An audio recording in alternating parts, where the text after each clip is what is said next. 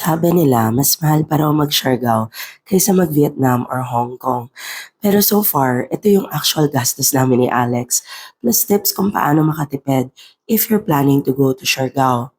Tip number one, flights. Use Google Flights and play around with it.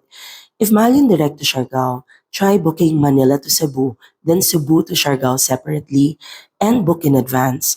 Some of our friends paid around 25,000 for their plane tickets each, but this hack allowed us to get ours for only 6,000 plus each without baggage allowance.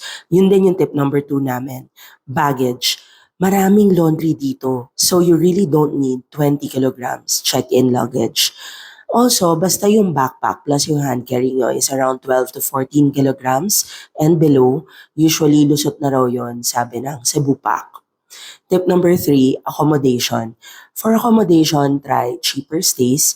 Usually, basta nasa General Luna, okay na yung location na yan, tutulugan mo lang naman. For our room at Kiwi's Homestay, good for 7 nights. We only paid 7,630 total. Hindi masyadong aesthetic, pero pwede na.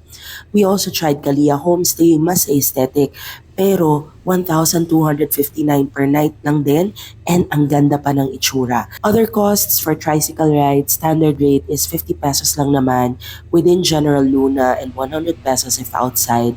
And tours are usually around 1,200 to 2,499 depending on the tour.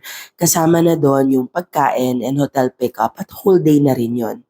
For food naman, you can get meals from Ihaw-Ihaw for 150 pesos or sa restaurants na maganda around 250 to 499 pesos per meal per person.